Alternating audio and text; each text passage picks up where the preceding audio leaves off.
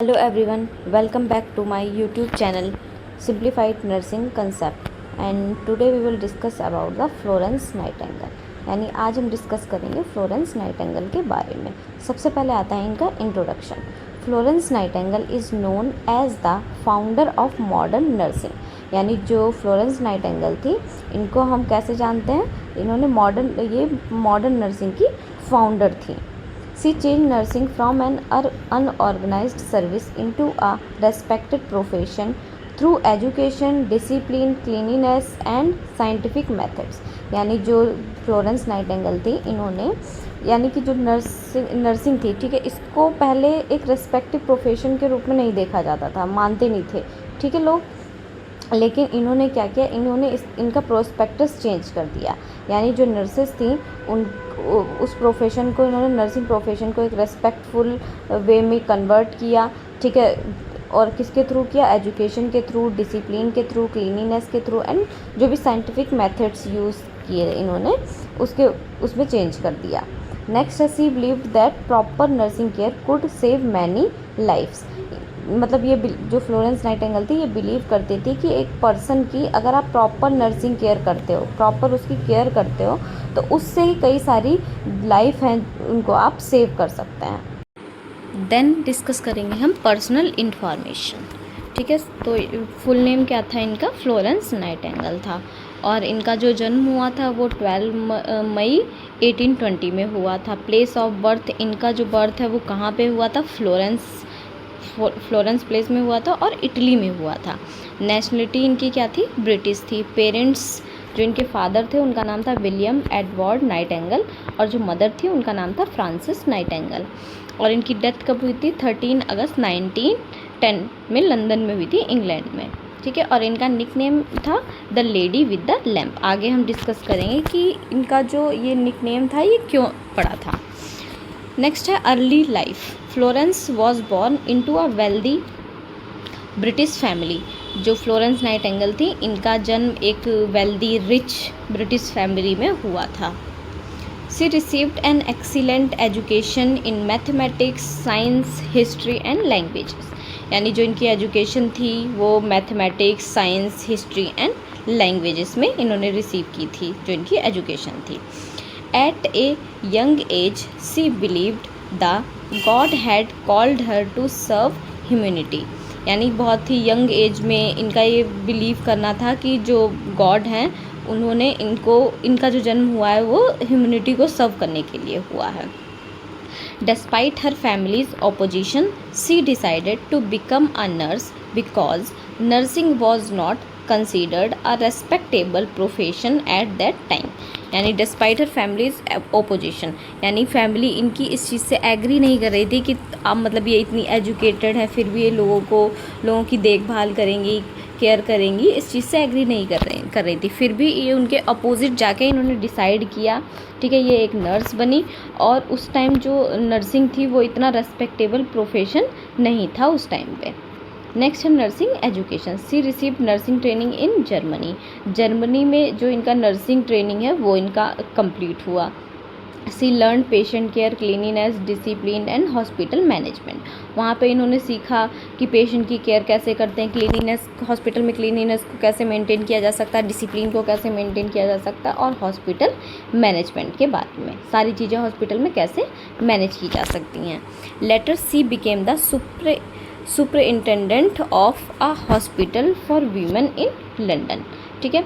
तो बाद में ये जो फ्लोरेंस नाइटिंगेल थी ये लंदन के एक हॉस्पिटल में सुपरिटेंडेंट बन गई थी। फिर आता है क्रिमेन वॉर जो कि चला था 1853 से लेके 1856 तक चला था, यानी 3 years। Florence Nightingale became famous during the Crimean war. जो फ्लोरेंस नाइटिंगेल थी वो मतलब इस वॉर के दौरान ज़्यादा फेमस हो गई थी। Conditions in hospitals were dirty and over crowded. उस टाइम जो हॉस्पिटल्स थे वो बहुत ज़्यादा डर्टी थे और ओवर क्राउडेड, यानी बहुत सारे जो लोग थे वो इंजर्ड हुए थे, वुंडेड थे, तो उसकी वजह से जो हॉस्पिटल से बहुत ज़्यादा ओवर क्राउडेड और डर्टी थे। There was poor sanitation and ventilation. Proper वहाँ पे सैनिटेशन भी मेंटेन नहीं थी और वेंटिलेशन भी नहीं था। Clean water and proper food were lacking, वहाँ पे ना तो मतलब साफ़ पानी की व्यवस्था थी और जो फूड वगैरह है उसकी भी ज़्यादा अच्छे से व्यवस्था नहीं थी।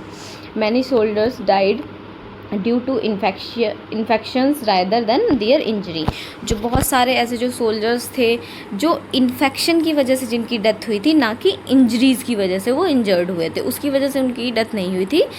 हॉस्पिटल में ये पुअर सैनिटेशन थी, वेंटिलेशन नहीं था, क्लीन वाटर नहीं था, प्रॉपर फूड की सप्लाई नहीं थी, तो उसकी वजह से उनकी डेथ जल्द हो गई थी। इनके क्या क्या कंट्रीब्यूशंस रहे हैं? सबसे पहला improve cleanliness and sanitation, hospital में जो भी क्लीनिनेस और सैनिटेशन है उसको इम्प्रूव कराया गया। Insured proper ventilation and fresh air, जो प्रॉपर वेंटिलेशन है हॉस्पिटल में वो उसको ध्यान में रखा गया, और फ्रेश एयर के बारे में कि पेशेंट तक फ्रेश एयर पहुंच सके, वेंटिलेशन हो प्रॉपर हर पेशेंट के वार्ड में। Arrange clean water, nutritious food and clean bedding, यानी जो मतलब वाटर सप्लाई प्रॉपर होनी चाहिए, हाइजीन होनी चाहिए, जो फूड है वो न्यूट्रिशियस होना चाहिए, और जो बेडिंग है वो भी क्लीन होनी चाहिए।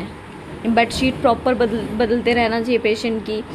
नेक्स्ट है maintain patient record and statistics, यानी पेशेंट का रिकॉर्ड मेंटेन करना, जैसे एक पेशेंट हॉस्पिटल में एडमिट है तो उसका क्या क्या रिकॉर्ड है, ठीक है, क्या क्या उसको मेडिसिन दी गई, वो सारी चीज़ें वहाँ पे मेंटेन होनी है। और स्टैटिस्टिक्स का मतलब वो होता है जैसे कि कितने जो पेशेंट है वो क्योर हो चुके हैं, कितनों की डेथ हो गई है, कितने नए पेशेंट हैं, वो सारी चीज़ें, कितने डिस्चार्ज हो गए हैं, वो सारी चीज़ें मेंटेन होंगी। नेक्स्ट है reducing the death rate significantly through better hygiene and nursing care, इन्हीं सब चीज़ों की वजह से जो डेथ रेट है वो भी रिड्यूस हुआ, क्योंकि पेशेंट की जो हाइजीन है वो बेटर मेंटेन की जा रही थी और नर्सिंग केयर उनको दी जा रही थी, जिसकी वजह से डेथ रेट भी काफ़ी हद तक रिड्यूस हो गया। Why is she called the lady with the lamp, यानी जो फ्लोरेंस नाइटिंगेल हैं इनको लेडी विद द लैम्प क्यों बोला जाता है? Every night Florence walked through the hospital wards carrying a lamp to check on wounded soldiers. Her kindness and dedication gave hope to the patients, so they lovingly called her the lady with the lamp, यानी जो Florence Nightingale थी ये हर रात जो भी patients होते थे hospital में वार्ड्स में जो पेशेंट्स एडमिट होते थे वहाँ पे लैंप के साथ उन पेशेंट को चेक करने के लिए जाते थे, और इनके काइंडनेस और डेडिकेटेड वर्क को देखकर वहाँ के जो पेशेंट्स थे उनको भी होप मिल जाती थी कि हाँ हमारी कोई केयर कर रहा है, इसलिए वो इनको प्यार से the lady with the lamp बोलते थे। नेक्स्ट है इनके कॉन्ट्रीब्यूशंस क्या कह रहे हैं? फाउंडर ऑफ मॉडर्न नर्सिंग की फाउंडर रही हैं इन्होंने इस चीज़ को किया था। Improved hospital sanitation and hygiene, इन्होंने हॉस्पिटल सैनिटेशन और हाइजीन को इम्प्रूव कराया। इंट्रोड्यूस प्रोफेशनल नर्सिंग एजुकेशन को भी इन्होंने इंट्रोड्यूस्ड कराया। नेक्स्ट है establish the Nightingale training school for nurses in London इन 1860, ठीक है, इन्होंने इस्टेब्लिश कराया जो कि Nightingale training school for nurses, यानी जो नर्सिंग स्कूल था लंदन में 1960 में इन्होंने इस्टेब्लिश कराया था। Used statistics and chart to improve health care को इम्प्रूव करने के लिए स्टैटिस्टिक्स और चार्ट्स भी बनाए गए ताकि हेल्थ बेटर केयर दे सके पेशेंट को। Improved hospital administration and management, जो हॉस्पिटल एडमिनिस्ट्रेशन है और मैनेजमेंट है उसको भी इम्प्रूव कराया।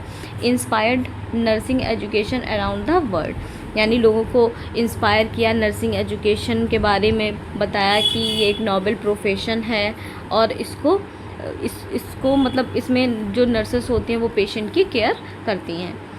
Raise the status of nursing as a respected profession, इन फ्लोरेंस नाइटिंगेल की वजह से ही जो नर्सिंग है उसको एक रेस्पेक्टेड प्रोफेशन कहा गया, इन्होंने उसके जो स्टेटस है उसको बहुत उसका लेवल भी अप किया, रेज किया।